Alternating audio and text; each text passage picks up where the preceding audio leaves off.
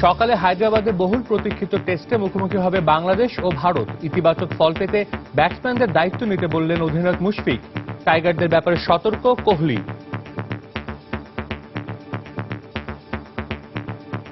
সবাই অনেক বড় রান করবে না, বাট অ্যাটলিস্ট দুই একজন তিনজন যেই রান করবে বড়, তার সাথে যেন অন্যরাও একটু হলেও অ্যাটলিস্ট 50+ বা 40+ সো দ্যাট এই রানগুলো করে, যেটা কিনা আমাদেরকে একটা ভালো টোটাল করাতে সাহায্য করবে। Bangladesh batting as well, something very special, so we can't take any aspect of their team lightly.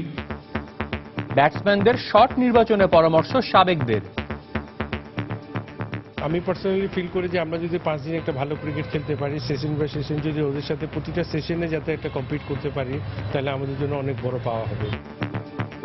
তাকিব তামিমদের দিকে তাকিয়ে দেশের ক্রিকেট প্রেমীরা।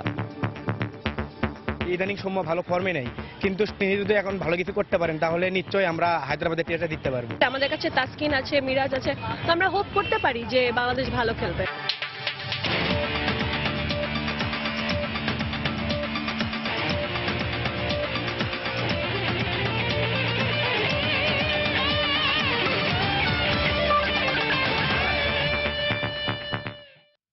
মাঠ ও মাঠের বাইরে বিশ্বের নানা প্রান্তের খেলাধুলার খবর নিয়ে আমাদের নিয়মিত আয়োজন খেলার সময়। আর এই আয়োজনে আপনাদের সঙ্গে আছে আমি সাজিদ মুস্তাহিদ। শুরুতে হায়দ্রাবাদ টেস্টের খবর। বহুল প্রতীক্ষিত টেস্টে বৃহস্পতিবার ভারতের মুখোমুখি হবে বাংলাদেশ, যেখানে টপ অর্ডাররা দায়িত্ব নিয়ে খেলতে পারলে বাংলাদেশ ইতিবাচক ফলাফল করবে বলে মনে করছেন টাইগার স্কিপার মুশফিকুর রহিম। অন্যদিকে বাংলাদেশকে হালকাভাবে না নিয়ে নিজেদের সেরাটা খেলার দিকে মনোযোগ ভারত অধিনায়ক বিরাট কোহলির। হায়দ্রাবাদের রাজীব গান্ধী স্টেডিয়ামে ম্যাচটি শুরু হবে সকাল 10টায়। এস এম সালাউদ্দিনের ক্যামেরায় ভারত থেকে আরো জানাচ্ছেন নিয়ামতুল্লাহ বাবু। ম্যাচের আগের দিন ব্যাটিং, বোলিং ও ফিল্ডিং সব অনুশীলনেই বেশ মনোযোগী টাইগাররা। কারণ র্যাঙ্কিং এর শীর্ষ দল টিম ইন্ডিয়ার বিপক্ষে যে নামতে হবে 5 দিনের ক্রিকেটীয় লড়াইয়ে, যেখানে প্রতিপক্ষের সমীহ ধরে রাখার চ্যালেঞ্জ। এমন অবস্থায় শক্তিশালী ভারতের বিপক্ষে দলীয় পারফরমেন্সের ওপর জোর দিলেন টাইগার অধিনায়ক মুশফিকুর রহিম। পাশাপাশি সেশন অনুযায়ী খেলতে পারলে ভারতের বিপক্ষে ইতিবাচক ফলাফল করা সম্ভব বলেও মনে করেন তিনি। সবাই অনেক বড় রান করবে না, বাট অ্যাটলিস্ট দুই একজন তিনজন যেই রান করবে বড়, তার সাথে যেন অন্যরাও একটু হলেও অ্যাটলিস্ট 50+ বা 40+ সো দ্যাট এই রানগুলো করে, যেটা কিনা আমাদেরকে একটা ভালো টোটাল করাতে সাহায্য করবে। তো হোপফুলি ইনশাল্লাহ তারা সেই দিকে প্র্যাকটিস করছে এবং অনেক হার্ডওয়ার্ক করছে, তো আশা করছি ইনশাল্লাহ এই টেস্টে তারা করবে। ইটস প্রিটি গুড উইকেন্ড, যেটা আমি মনে করি। এখন আমরা কিভাবে খেলি এবং কতটুকু ওখানে কম্পিটিটিভ করতে পারি। এদিকে হায়দ্রাবাদের রাজীব গান্ধী আন্তর্জাতিক স্টেডিয়ামে এখন পর্যন্ত খেলা 3টি ম্যাচের একটিতেও হারেনি টিম ইন্ডিয়া, বরং রয়েছে ইনিংস ব্যবধানে জয়ের রেকর্ডও। তারপরও বিশ্ব টেস্ট র্যাঙ্কিং এর শীর্ষস্থানে থাকা ভারতীয় দলের অধিনায়ক বিরাট কোহলি সমীহ জানালেন র্যাঙ্কিং এর 9 নম্বরে থাকা বাংলাদেশ দলের শক্তিমত্তার প্রতি, যার কারণে নিজেদের পূর্ণ শক্তি নিয়েই টাইগারদের মুখোমুখি হতে চান তিনি। বাংলাদেশ সম্প্রতি নিউজিল্যান্ডে যেভাবে খেলেছে তাতে যে কোনো কিছুই ঘটতে পারে, তাই ম্যাচের একটি মুহূর্তকেও আমরা হালকাভাবে নিতে রাজি নই। তারা যেমন আমাদের বিপক্ষে জয় তুলে নিতে চাইবে, তেমনি আমরাও এই ম্যাচটিকে স্মরণীয় করে রাখতে চাই। টাইগারদের সাম্প্রতিক পারফরমেন্সে এরই মধ্যে সমীহ আদায় করে নিয়েছেন প্রতিপক্ষ অধিনায়ক বিরাট কোহলির। আর তাই আগামী 5 দিন বাংলাদেশের সামনে চ্যালেঞ্জ থাকবে ভারতের বিপক্ষে প্রতিটি দিন এবং প্রতিটি সেশনে নতুন নতুন চ্যালেঞ্জ ছুড়ে দিয়ে এই সমীহ ধরে রেখে নিজেদের যোগ্যতা প্রমাণের। হায়দ্রাবাদের রাজীব গান্ধী স্টেডিয়াম থেকে নিয়ামতুল্লাহ বাবু, সময় সংবাদ, ভারত।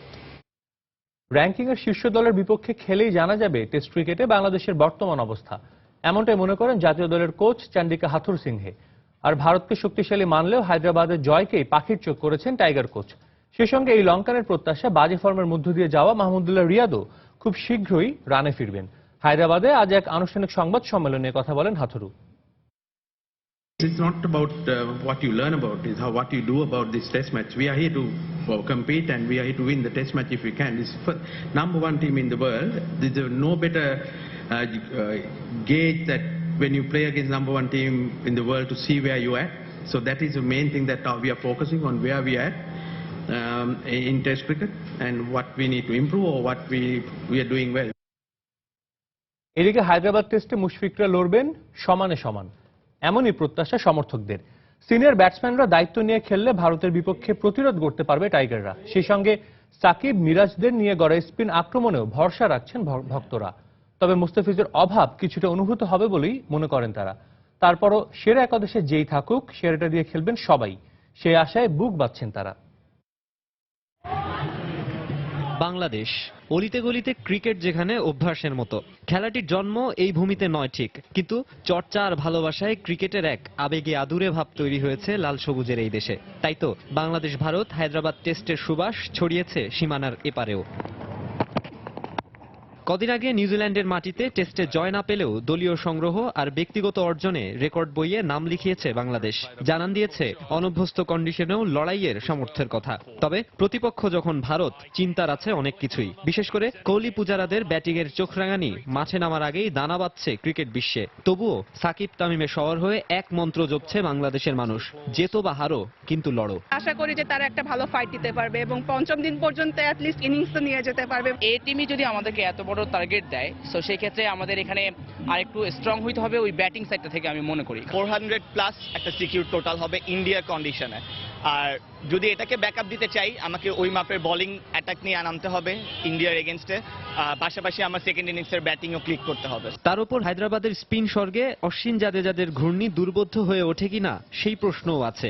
যদিও ম্যাচের আগে এমন ভীতিতে মন ভারী করতে নারাজ টাইগার সমর্থকরা। মিরাজ ইংল্যান্ডের সাথে যেভাবে সে ভালো করেছে সেভাবে ভালো করবে এবং আমাদের বিশ্বাস যে আমরা আমাদের এই স্পিনারদের নিয়ে ভারতের মতো শক্তিশালী দলের মোকাবেলা করতে পারবো। সাকিব আল হাসান নিউজিল্যান্ডে ও লাস্ট যে ডাবল সেঞ্চুরি করেছিল, এক্সপিরিয়েন্স দিয়ে আমার মনে হয় যে নেক্সট ইন্ডিয়ার এগেইনস্টে আমাদের যে ম্যাচ, সাকিব আল হাসান এটা আমাদের প্রত্যাশাটা পূরণ করবে।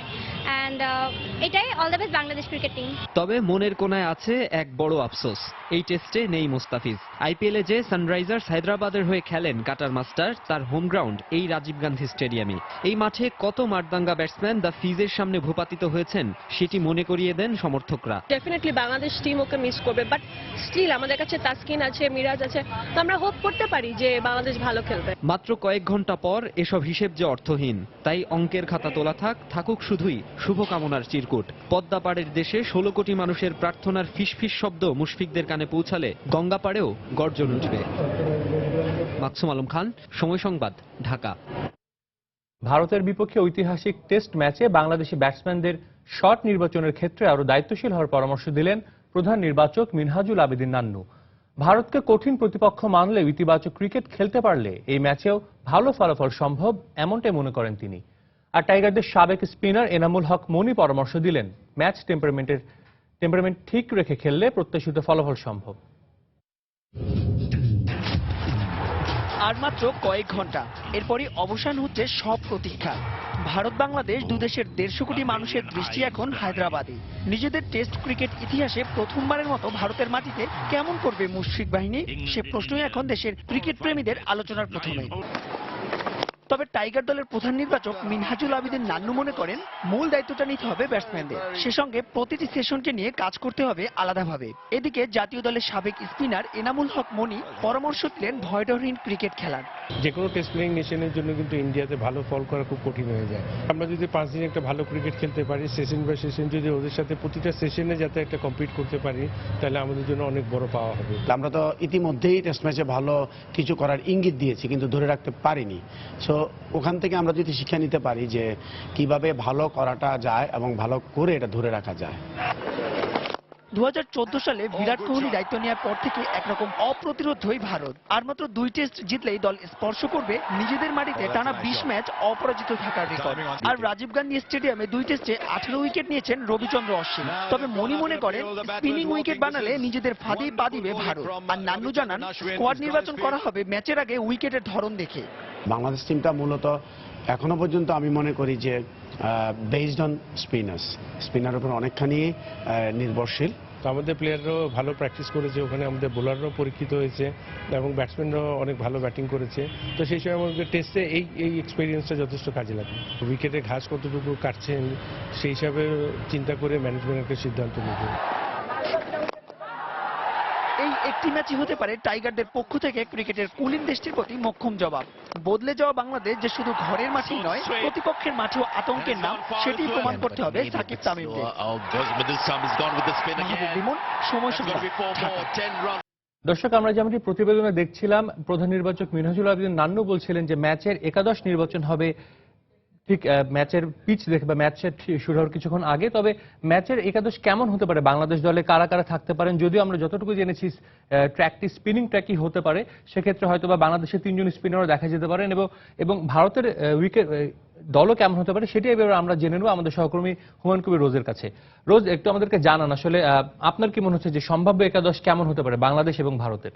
যেমনটি আপনি বলছিলেন, আসলে প্রত্যেকটা ম্যাচের আগে কিন্তু একাদশটা খুবই গুরুত্বপূর্ণ। এই ম্যাচেও কিন্তু বহুল প্রতীক্ষিত টেস্ট, যে কারণে কিন্তু এই ম্যাচে আসলে একাদশ নিয়ে বেশ গবেষণা হচ্ছে। আমাদের সোর্স যদি প্রতারণা না করে, সেক্ষেত্রে আমরা যেটা জানতে পেরেছি বা আমাদের কাছে যতটুকু তথ্য এসেছে সেই হিসেবে আমরা একরকম একটা সম্ভাব্য একাদশ আমরা ধারণা করতে পেরেছি। এখন পর্যন্ত যে একাদশ আমাদের কাছে আছে আসলে এই পর্যন্ত আমরা জানি যে যেহেতু ইমরুল ইনজুরিতে পড়েছেন, তার জায়গায় কিন্তু সৌম্য ওপেন করবেন, এটা স্বাভাবিক। তামিমের সাথে সৌম্য করবেন, তারপর মমিনুল আসবেন, রিয়াদ আসবেন, সাকিব আসবেন, তারপরে অধিনায়ক মুশফিক আসবেন, সাব্বির আসবেন, এরপর মিরাজকে খেলানো হবে। কিন্তু কথাটা হচ্ছে যে তাইজুলকে খেলানো হবে কিনা এটা নিয়ে একটু দ্বিধা আছে। সেখানে হয়তো শুভাশিসকে দেখানো যেতে পারে, কারণ আপনি জানেন যে শুভাশিস কিন্তু প্রস্তুতি ম্যাচে বেশ ভালো বোলিং করেছে। আপনি যদি একাদশটা দেখেন, শুভাশিসের জায়গায় শুভাশিস হয়তো তাইজুলের জায়গায় আসতে পারেন। তারপর রাব্বি এবং স্পিড স্টার তাসকিন আহমেদকে কিন্তু আমরা পেস বোলিং অ্যাটাকে কিন্তু রাব্বির সাথে তাসকিন আহমেদে থাকবে, কারণ আপনি জানেন নিউজিল্যান্ডে কিন্তু তাসকিন 36 ওভার বোলিং করেছে, 32 ওভার করেছে, লং টাইম বোলিং করতে পারে এবং রাব্বি কিন্তু বেশ ভালো উইকেট নিতে পারে, উইকেট টেকার বোলার হিসেবে এখানে থাকতে পারে। তাইজুলের কথা যেমনটা বলছিলাম, আসলে এখানে আপনি জানেন আমাদের কোচ চান্দিকা হাতুরু সিং এর শেষ মুহূর্তে আসলে দল নিয়ে একটা পরীক্ষা নিরীক্ষা গ্যাম্বল করে, সেটা কালকেও হয়তো আমরা দেখতে পারি যে আমরা তথ্য পেয়েছি। আপনি জানেন উইকেটটা বিবেচনা করে আসলে কালকে লিটন দাস যেহেতু খুব ভালো ব্যাটিং করেছে, ঘরোয়া লিগে ডাবল সেঞ্চুরি হাঁকিয়েছে, সেখানে কিন্তু লিটন দাসকে নিয়ে একটা আসলে বাজি খেলা হতে পারে একাদশ নির্বাচনে। সেক্ষেত্রে হয়তো সাব্বির কিংবা তাইজুলের জায়গায়, তবে তাইজুল কিন্তু একাদশে খুবই গুরুত্বপূর্ণ আপনি জানেন, কারণ ভারত দলে অনেকজন ডানহাতি ব্যাটসম্যান আছে এবং যারা কিন্তু সবাই কিন্তু লম্বা লম্বা ইনিংস খেলতে পারে। তাদের কিন্তু আসলে ওই অর্থোডক্স লেফট আর্ম বোলারদের ক্ষেত্রে তাদের একটু প্রবলেম হয়, সেটা মাথায় রেখে হয়তো তাইজুলকে না হতে পারে এবং লিটন দাসের একটা ব্যাপারে হয়তো সকালে ম্যাচের 1 ঘন্টা আগে একটা চূড়ান্ত সিদ্ধান্ত আসতে পারে। এছাড়াও যদি আমি আপনাকে বলি সাজিদ, ইন্ডিয়ার যে একাদশটা সেটা আসলে তাদের বরাবরই তাদের একাদশে সেরা একাদশে কারা ফর্মে থাকার পর কারা সুযোগ পাবেন এটা একটা দ্বিধাদ্বন্দ্ব থাকে। যেমন আসলে আমি যেটা জানতে পেরেছি, মুরালি বিজয়ের সাথে রাহুল, তারপরে আপনার পূজারা, কোহলি এবং রাহানে পর্যন্ত তারা সেফ। এরপরে যা 6 নম্বর একটা জায়গা নিয়ে প্রশ্ন আছে, আপনি জানেন কারণ না দুর্দান্ত একটা ট্রিপল সেঞ্চুরি আছে কিছুদিন আগে, কিন্তু তারপরে কিন্তু তিনি তার জায়গায় নিরাপদ না, সেখানে হয়তো জায়ান্ট ইয়াদবকে খেলানো হতে পারে। তার কিন্তু 3টা টেস্টে ভালো মিডিয়াম ফাস্ট বোলার, পাশাপাশি কিন্তু তিনি ভালো ব্যাট করেন। এখানে একটা হয়তো তাদের পরিবর্তন নিয়ে দ্বিধাদ্বন্দ্ব থাকতে পারে। এরপর ঋদ্ধিমান সাথা আসবেন, অশ্বিন আসবেন, জাদেজা, ঈশান্ত শর্মা এবং উমেশ যাদব। বাংলাদেশের কিন্তু মূল চিন্তার কারণ হতে পারে তাদের বোলিং অ্যাটাক। যদি স্পিনারদের কথা বলা হয়, রবিচন্দ্র অশ্বিন এবং রবীন্দ্র জাদেজা।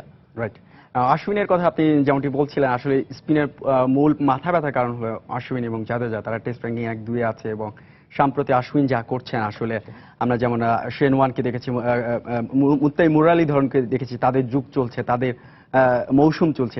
এখন টেস্ট ক্রিকেটে বলতে যারা স্পিনারদের মধ্যে অশ্বিনের চলছে, অশ্বিন কিন্তু একটা রেকর্ডের সামনে দাঁড়িয়ে আছে, সেটা আপনি জানেন নিশ্চয়। ডেনিস লিলি, অস্ট্রেলিয়ার কিংবদন্তি ফাস্ট বোলার, 48 ম্যাচে মাত্র 250 উইকেট ল্যান্ডমার্ক করেছে। অশ্বিন যদি আর 2টি উইকেট নেয় এই টেস্টে, সেক্ষেত্রে কিন্তু 45 ম্যাচে দ্রুততম 250 উইকেট নেবে। পাশাপাশি আরেকটা কথা না বলে নয় সাজিদ, আপনি জানেন হায়দ্রাবাদে মাত্র 3টি টেস্ট হয়েছে, সেখানে কিন্তু অশ্বিন 18টি টেস্ট, 2 ম্যাচে 18 উইকেট পেয়েছেন। অশ্বিন খুবই কার্যকর এবং পাশাপাশি 6টা উইকেট প্রথম ইনিংসে, দ্বিতীয় ইনিংসে 6টা উইকেট, 12 উইকেট আছে। এবার রোজ একটু আপনার কাছে জানতে চাইবো, বাংলাদেশের আসলে আমরা দেখেছিলাম যে ভারতের মিডিয়াও কিন্তু বাংলাদেশের কোন প্লেয়াররা ম্যাচের মোড় ঘুরিয়ে দিতে পারেন এমন তাদেরকে নিয়ে গবেষণা করছেন।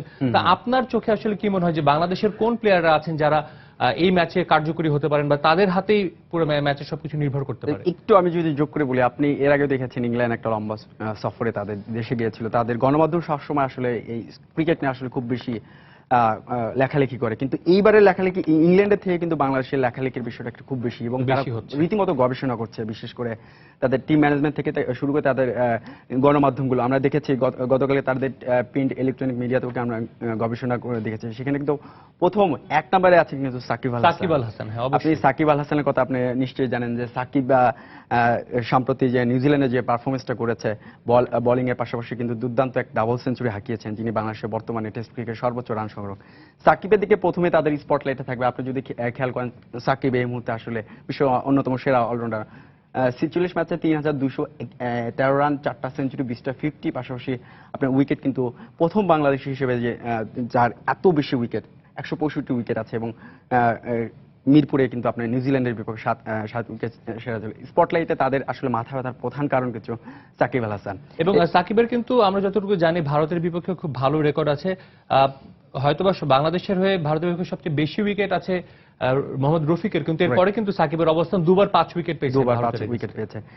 এরপর আসলে যাকে নিয়ে আসলে ভারতের বোলিং বিভাগটা বেশি গবেষণা করছে, যাকে নিয়ে আসলে বেশি নাড়াচাড়া করছে ব্যাটিং এর জন্য, মাহমুদুল্লাহ রিয়াদ তো আছেনই, কিন্তু আসলে আমাদের অধিনায়ক মুশফিকুর রহিম কদিন আগে কিন্তু সাকিব এবং মুশফিক 359 রান একটা জুটি করেছে, রেকর্ড জুটি বাংলাদেশ রেকর্ড জুটি করেছেন, এবং মুশফিককে নিয়ে কিন্তু তারা বেশ গবেষণা করছেন। আপনি জানেন যে ওয়েলিংটনে যে ইনিংসটা খেলেছিল, এছাড়াও তিনি বরাবরই ভালো দলের ছন্দে আছেন এবং ভালো পারফরম্যান্স পেয়েছেন। রাইট, মুশফিককে নিয়ে তারা গবেষণা আছে। আর একটা মুশফিকের ল্যান্ডমার্কের সামনে দাঁড়িয়ে আছেন চতুর্থ বাংলাদেশি হিসেবে। আপনি দেখতে পাচ্ছেন যে আর 78 রান হলে কিন্তু মুশফিক চতুর্থ বাংলাদেশি ব্যাটসম্যান 3000 রান করবেন। এর আগে তামিম ইকবাল করেছেন, হাবিবুল বাশার করেছেন, সাকিব আল হাসান এবং মুশফিক এই ল্যান্ডমার্ক হয়তো কালকের ম্যাচেই ছুঁয়ে ফেলবেন।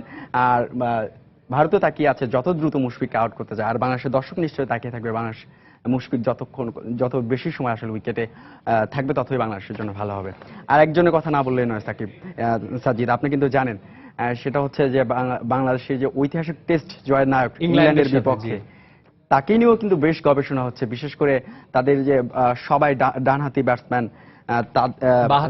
বাহাতি ব্যাটসম্যান যারা আছে, মেহেদী মিরাজকে কিভাবে খেলবে এটা নিয়ে একরকম গবেষণা হচ্ছে। এবং স্পিন বিভাগে যে বাংলাদেশের আক্রমণের নেতৃত্ব দিবেন তিনি কিন্তু মেহেদী মিরাজ, কারণ তাইজুলের ব্যাপারটা কিন্তু এখনো পর্যন্ত নিশ্চিত নয়। আপনি যদি দেখেন মিরাজ এখন পর্যন্ত কিন্তু 23টি উইকেট নিয়েছে, যদিও নিউজিল্যান্ডের আসলে ওই রকম উইকেটে করার কিছুই ছিল না, তারপরেও খারাপ বোলিং করেনি। কিন্তু উপমহাদেশিক কন্ডিশনের বিবেচনায় মিরাজ কিন্তু সবচেয়ে গুরুত্বপূর্ণ বোলার। যেমন আপনি অশ্বিনকে তুলনা করতে পারেন, হয়তো অশ্বিন অনেক কিংবদন্তি মানের বোলার, কিন্তু সে এখন শুরু করেছে, কিন্তু সেও একটা ম্যাচ আসলে সেরা একাদশের জন্য একটা বোলার, একটা স্পিনার, একটা ম্যাচ ঘুরে দেওয়ার জন্য আসলে আমরা দেখেছি, আসলে ঢাকা টেস্টে দেখেছি, আমরা চিটাগংয়ে দেখেছি। তো রোজ জানতে চাইবো, আমরা কিন্তু বোলারদেরকে নিয়ে কথা বলছিলাম, মিরাজকে নিয়ে কথা বলছি, অশ্বিনকে নিয়ে কথা বলছি, স্পিনারদেরকে নিয়ে বেশি কথা বলছি। সেক্ষেত্রে হায়দ্রাবাদের উইকেট কি তাহলে স্পিন নির্ভর হবে, নাকি সেখানে পেসারদের কোনো ভূমিকা থাকতে পারে? আপনার কি মনে হচ্ছে? চূড়ান্ত পর্যায়ে একটা গবেষণার জায়গা, আসলে সবাই এটা নিয়ে গবেষণা করছে। কারণ আপনি জানেন এর আগে নিউজিল্যান্ড খেলেছিল, দক্ষিণ আফ্রিকা খেলেছে হায়দ্রাবাদে 3-4 দিনের বেশি টেস্ট এবং ইনিংস ব্যবধানে হেরেছে, অস্ট্রেলিয়া কিন্তু হেরেছিল। হায়দ্রাবাদের উইকেট নিয়ে আসলে খুব গবেষণা হচ্ছে, অনেক আলোচনা হচ্ছে উইকেটটা কেমন হবে। কারণ আপনি জানেন ভারত আর বাংলাদেশের উইকেট বা কন্ডিশন বলেন অনেকটাই সিমিলার হয়ে থাকে, যে কারণে আসলে এখানকার উইকেটটা নিয়ে একটু আলোচনা হচ্ছে। তবে আমরা যতটুকু জানতে পেরেছি হায়দ্রাবাদের সর্বোচ্চ উইকেট রান কিন্তু এখানে রান 503 রানের মতো, সর্বনিম্ন কিন্তু 136। এখন পর্যন্ত 87টি উইকেটের পতন ঘটেছে। সাজিদ না বললেই না, এখানে কিন্তু 87 উইকেটের পতন ঘটেছে, 58টি উইকেট নিয়েছে কিন্তু স্পিনার, মানে আধিক্য স্পিনারদের বেশি থাকবে। যেমন আমরা আমাদের সহকর্মী নিয়ামতুল্লাহ বাবুর মাধ্যমে জানতে পেরেছি এবং ফুটেজও আমরা দেখেছি, উইকেটে বেশ কিছুটা হলো ঘাস আছে। এবং এই উইকেটে প্রথমে আসলে ব্যাটসম্যানদের জন্য সময় থাকবে। আসলে যেটা আমরা দেখে আসি উপমহাদেশের উইকেটে, যে প্রথম 2 দিন হয়তো বা ব্যাটিং উইকেট থাকে, তৃতীয় দিন থেকে উইকেটে ফাটল হতে শুরু করে এবং স্পিনারদের কিন্তু সহায়তা হয়। আপনার দ্বিতীয় দিনের শেষ সেশন থেকে আসলে বলা যেতে পারে স্পিন ভালো ধরবে। সেক্ষেত্রে আসলে ম্যাচটা অনেকটা নিয়ন্ত্রণে নিতে পারে দু দলের স্পিনাররা। তখন দু দলের ক্যাপ্টেনকে আসলে স্পিনারদের দিকে তাকিয়ে থাকতে হবে। তবে এই উইকেটে কিন্তু রান আছে সাজিদ, যেটা দক্ষিণ আফ্রিকা, অস্ট্রেলিয়া, নিউজিল্যান্ডের বিপক্ষে ভারত তাদের কিউরেটর যে উইকেটটা দিয়েছিলেন বাংলাদেশের বিপক্ষে নিশ্চয়ই সেটা দিবেন না। কারণ যুক্তি একটাই, সেটা হচ্ছে দু দেশের উইকেট বলেন, তারপরে কন্ডিশন বলে অনেকটা একই রকম হয়। কিছুটা স্পোর্টিং হলেও কিন্তু এখানে আপনার ব্যাটসম্যানরা যেমন রান পাবে, পাশাপাশি স্পিন ধরবে, সময়ের ব্যবধানে স্পিন ধরতে। সেক্ষেত্রে টসটা কি অনেক গুরুত্বপূর্ণ? অনেক গুরুত্বপূর্ণ। আপনি যেটা বলছিলেন টসটা আসলে এই জন্য গুরুত্বপূর্ণ, কারণ আপনি যদি টসে জিতেন সেক্ষেত্রে আপনি আগে ব্যাটিং নেবেন। যুক্তি অনুযায়ী এটাই বলছে। কারণ আপনি একদিন 1 দিন ব্যাটিং করার পর যখন আপনি প্রতিপক্ষকে ব্যাটিং স্পিনটা একটু কঠিন হয়ে যাবে, ফাটল ধরবে, তখন তাদের স্পিনারদের ঠিকভাবে ব্যবহার করতে চাইবে। তো মূলত আসলে এই উইকেটের বিবেচনায় টসটা খুব গুরুত্বপূর্ণ ভূমিকা রাখবে সাজিদ। রোজ, আপনাকে ধন্যবাদ। আমরা জানলাম আপনার কাছে অনেক কিছু, এবং আরো কিছু তথ্য জানাতে চাইবো যে দর্শকদের, বাংলাদেশ কিন্তু ভারতের বিপক্ষে যে 8টি টেস্ট খেলেছে এর মধ্যে এখনো কোনো জয়ের দেখা পায়নি, সেটা সবাই যেন হয়তো 2টি ড্র করেছে। এবং বাংলাদেশের কিন্তু একটা চ্যালেঞ্জও আছে, যে বাংলাদেশ তাদের প্রথম যে টেস্টটি খেলেছে অভিষেক টেস্ট, সেই ম্যাচে কিন্তু যে স্কোরটা করেছিল 400 রান, সেটা এখন পর্যন্ত সর্বোচ্চ। নিশ্চয়ই চাইবে যে হায়দ্রাবাদেই সেই স্কোরকে টপকে ভালো কিছু করতে। একটা বিষয় না বললে নয়, আপনার মাধ্যমে যদি বলি, সেটা হচ্ছে যে হায়দ্রাবাদ বলেন বা যেখানে বলেন ভারতের এই কন্ডিশনে ওই উইকেটে আপনি জানেন যে দক্ষিণ আফ্রিকা যখন তাদের এখানে সফর করেছিল, ইংল্যান্ড যখন সফর করেছে, এমন উইকেট বানানো হয়েছিল আসলে ধুলো উড়ে দেখা যাচ্ছে, বিষয়গুলো এরকম। ব্যাটসম্যানদের টিকে থাকা দায় ছিল। সেখানে যদি বাংলাদেশের ব্যাটসম্যানরা ধৈর্যের পরিচয় দেন, যেমন একটা প্রতিবেদনে আমাদের একটা প্রতিবেদন বলছিলেন কিন্তু মিনহাজুল আবেদিন নান্নু, যে শট নির্বাচন ব্যাটসম্যানরা কোন শটটা নির্বাচন করে খেলবেন সেটা যদি সতর্ক হয়ে খেলা যায়, তাহলে কিন্তু এই উইকেটে লম্বা সময় ব্যাটিং করা সম্ভব। রোজ, আপনাকে ধন্যবাদ অসংখ্য। দর্শক, আমরা তখন জানছিলাম আমাদের সহকর্মী হুমায়ুন কবির রোজ, তিনি আমাদের বিভিন্ন পরিসংখ্যান জানাচ্ছিলেন এবং বাংলাদেশের সম্ভাব্য একাদশ কেমন হতে পারে, কারা থাকতে পারেন একাদশে, এবং একই সঙ্গে ভারতের একাদশে কারা থাকতে পারেন। কারণ ভারত আমরা জানি তাদের একটা দলে বেশ কয়েকজন স্পিনার রেখেছে, পেস বোলার রেখেছে, এবং সেক্ষেত্রে উইকেটও কেমন হতে পারে এই বিষয়গুলো জানছিলাম তার কাছ থেকে। আবারও স্বাগত খেলার সময়ে। দুরন্ত বাইসাইকেল, উড়ে চলো দুরন্ত গতিতে। নারী বিশ্বকাপের বাছাই পর্বে নিজেদের দ্বিতীয় ম্যাচে পাকিস্তানের কাছে 67 রানে হেরেছে বাংলাদেশ নারী ক্রিকেট দল। পাকিস্তানিদের 228 রানের টার্গেটে ব্যাট করতে নেমে 49 ওভার 3 বলে 160 রানে অল আউট হয় রুমানা বাহিনী। কলম্বোর পি সারা ওভাল স্টেডিয়ামে টস জিতে ব্যাট করতে নেমে উদ্বোধনী জুটিতে 76 রান যোগ করেন আয়েশা জাফর ও নাহিদা খান। 28 রান করা নাহিদাকে ফেরান খাদিজাতুল কুবরা। এরপর উইকেটে বেশি সময় থিতু হতে পারেননি আয়েশাও। রুমানার বলে উইকেটের পেছনে ক্যাচ দিয়ে ফেরেন ব্যক্তিগত 34 রানে। এরপর আলিয়ার 31 ও রাবেয়ার 34 রানে ভর করে 227 রানের পুঁজি পায় পাকিস্তান। বাংলাদেশের পক্ষে 40 রানে 3 উইকেট নেন রুমানা। জবাবে ব্যাট হাতে শুরুটা ভালো করতে পারেনি টাইগ্রিসরা। ওপেনার শারমিন সুলতানা 9 ও শারমিন আক্তার আউট হন 12 রানে। এরপর ধীর গতিতে রান তুলতে থাকে বাংলাদেশ। সানজিদা ইসলাম 34 রান করে আউট হলে জয়ের আশা ফিকে হয়ে যায় কোচ ডেভিড ক্যাপেল শিষ্যদের। শেষ পর্যন্ত নিগার সুলতানার দৃঢ়তায় সম্মানজনক স্কোর পায় বাংলাদেশের মেয়েরা। 41 রান করে নিগার আউট হলে বাংলাদেশের ইনিংস থামে 160 রানে।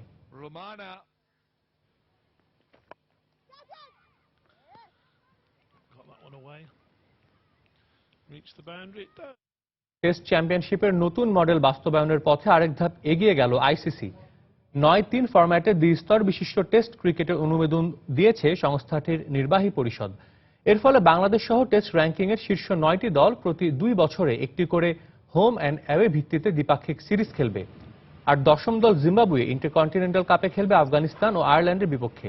এর আগে বিগ 3 প্রক্রিয়ায় 8টি দেশকে প্রথম স্তরে রেখে দ্বিস্তর বিশিষ্ট টেস্ট কাঠামো তৈরির পরিকল্পনা করা হয়েছিল। কিন্তু বাংলাদেশ সহ আইসিসির অধিকাংশ সদস্য দেশ বিপক্ষে মত দিলে পরিবর্তিত রূপে টেস্ট ক্রিকেট কাঠামো অনুমোদিত হয়। এতে করে বেশি টেস্ট খেলার সুযোগ পাওয়ার পাশাপাশি আর্থিকভাবেও লাভবান হবে বাংলাদেশ।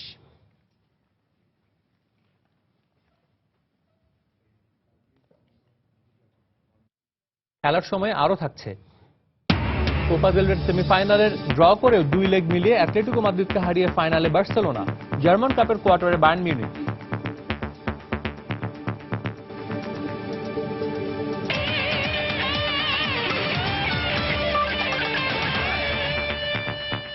আরএফএল ওয়াটার পাম্প, পানি দেবে টেনশন নয়।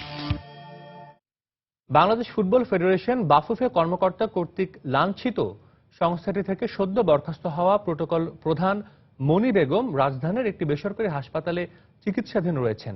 তার শারীরিক অবস্থা এখনো পর্যবেক্ষণ করা হচ্ছে বলে জানিয়েছেন তার মেয়ে। এদিকে তিনি হাসপাতালে ভর্তি হওয়ার পর বাফুফের সাধারণ সম্পাদক তার ছেলের সঙ্গে এই বিষয়টি নিয়ে দুর্ব্যবহার করেছেন বলে অভিযোগ পাওয়া গেছে।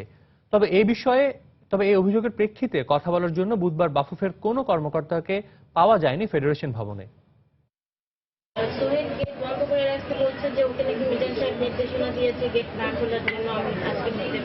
ঘটনাটি গেল মঙ্গলবারের। নিরাপত্তা রক্ষীরা বাংলাদেশ ফুটবল ফেডারেশন ভবনে ঢুকতে দিচ্ছিলেন না সংস্থাটির বরখাস্ত হওয়া প্রোটোকল প্রধান মনি বেগমকে। হঠাৎ করেই কোনো নোটিশ ছাড়া কর্মস্থলে ঢুকতে না দেওয়ার বিষয়টি বেশ বিব্রতকর অবস্থায় ফেলে তাকে। পরবর্তীতে বাফুফের সহ সভাপতি বাদল রায়ের সহায়তায় ফেডারেশন ভবনে প্রবেশ করেন তিনি। শারীরিকভাবে অযোগ্য হওয়ার কারণেই তাকে বরখাস্ত করা হয়েছে এমন গুঞ্জন বাফুফে পাড়ায় থাকলেও সেদিন ফেডারেশন ভবনে এসেই এ ব্যাপারে জানতে পারেন তিনি। পরবর্তীতে নিজের পাওনা বুঝে নিতে আসলে বাফুফের প্রধান হিসাব রক্ষকের কক্ষ থেকে অচেতন অবস্থায় বের করা হয় তাকে। এর পরপরই রাজধানীর একটি বেসরকারি হাসপাতালে ভর্তি করা হয় মনি বেগমকে। চিকিৎসকরা জানিয়েছেন আগে থেকেই ত্বকের ক্যান্সারে আক্রান্ত মনি বেগম হৃদরোগের ঝুঁকিতে রয়েছেন। নিবিড় পরিচর্যার মাঝেই আপাতত আছেন তিনি। তাকে আগে থেকে কোনো কিছু বলা হয় নাই, হঠাৎ করে এইভাবে আর কোনো কিছু যদি করাই হতো তাহলে তাকে অফিসের ভিতরে নিয়ে সবকিছু ভালোভাবেই করা যেত, কিন্তু এইভাবে অফিসের বাইরে হ্যারাসমেন্ট করা, সবচেয়ে বড় কথা সে একজন মহিলা।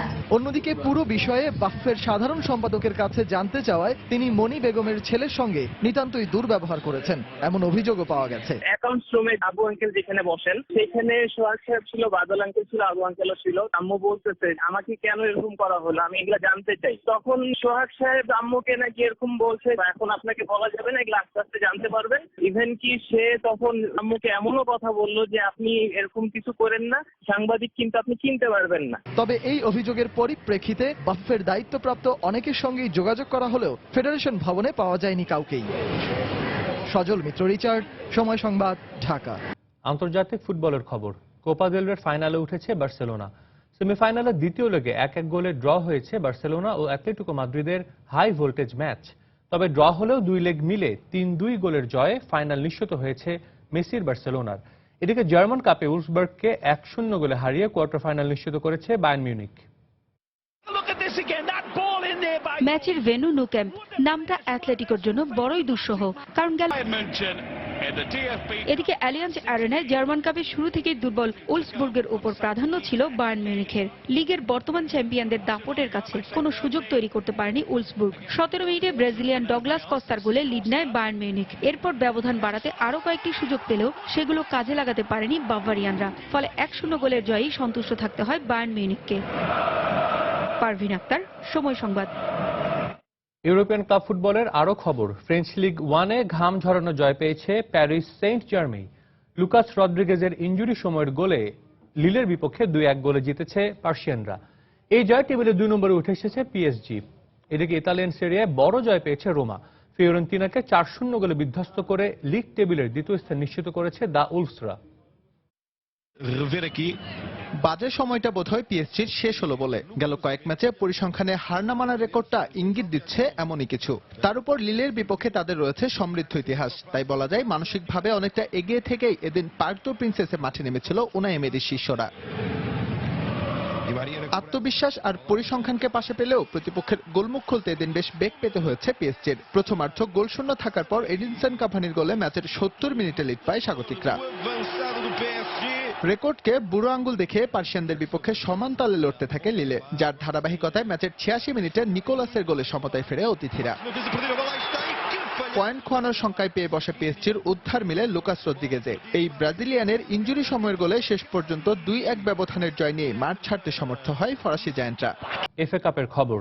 এফএ কাপের চতুর্থ রাউন্ডের ম্যাচে রাতে ডার্বি কাউন্টির মুখোমুখি হবে লিস্টার সিটি। কিং পাওয়ার স্টেডিয়ামে 2 দলের এই ম্যাচটি শুরু হবে রাত 1:45টায়। দুর্দিনের বেড়াজাল থেকে মুক্তি মিলছে না লিস্টার সিটির। গেল মৌসুমে এই সময় দুর্দান্ত গতিতে ইপিএলের শিরোপার দিকে এগিয়ে চলছিল রানিয়েরির দল। আর এবার অবনমনের শঙ্কায় দিন কাটছে ফক্সেসদের। একের পর এক ম্যাচে হারে ভেঙে গেছে ফুটবলারদের আত্মবিশ্বাস। শেষ ম্যাচেও তাদের 3-0 গোলে উড়িয়ে দিয়েছে ম্যানচেস্টার ইউনাইটেড। হারের বৃত্ত থেকে ঘুরে দাঁড়াতে মরিয়া লিস্টার। ডার্বি কাউন্টির বিপক্ষে গেল সপ্তাহে 2-2 গোলে ড্র করায় ফলাফলের জন্য এবার আবারও লড়তে হচ্ছে দু দলকে। ইনজুরির কারণে এ ম্যাচে রানিয়েরি মাঠে পাবেন না স্লিমানি ও লিওনার্দো উলোয়াকে। দু দলের মুখোমুখি পরিসংখ্যানে অবশ্য এগিয়ে আছে লিস্টার। 5 ম্যাচে 3টিতেই জয় আছে ফক্সেসদের।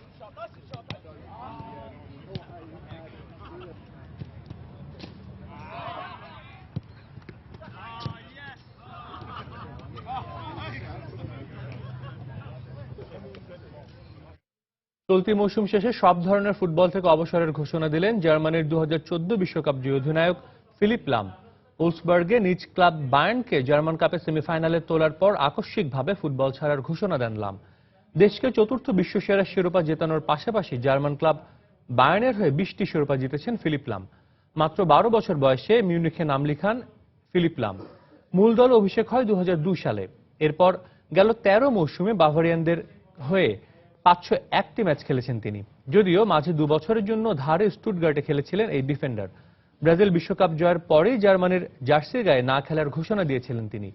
আর ক্লাবের সঙ্গে 2019 সাল পর্যন্ত চুক্তি থাকলেও অপ্রত্যাশিতভাবে আগেই অবসরের ঘোষণা দিলেন 33 বছর বয়সী এই তারকা ফুটবলার।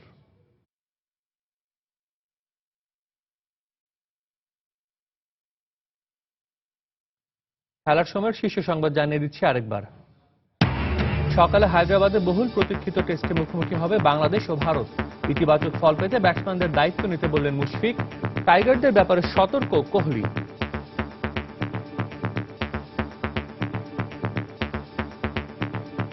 সবাই অনেক বড় রান করবে না, বাট অ্যাটলিস্ট 2-1-3 যেই রান করবে বড়, তার সাথে যেন অন্যরাও একটু হলেও অ্যাটলিস্ট 50+ বা 40+, সো দ্যাট এই রানগুলো করে যেটা কিনা আমাদেরকে একটা ভালো টোটাল করাতে সাহায্য করবে। Bangladesh batting as well, something very special. So we can't take any aspect of their team lightly. ব্যাটসম্যানদের শট নির্বাচনে পরামর্শ সাবেকদের। আমি পার্সোনালি ফিল করি যে আমরা যদি 5 দিন একটা ভালো ক্রিকেট খেলতে পারি, সেশন বাই সেশন যদি ওদের সাথে প্রতিটা সেশনে যাতে একটা কম্পিট করতে পারি, তাহলে আমাদের জন্য অনেক বড় পাওয়া হবে। সাকিব তামিমদের দিকে তাকিয়ে দেশের ক্রিকেট প্রেমীরা।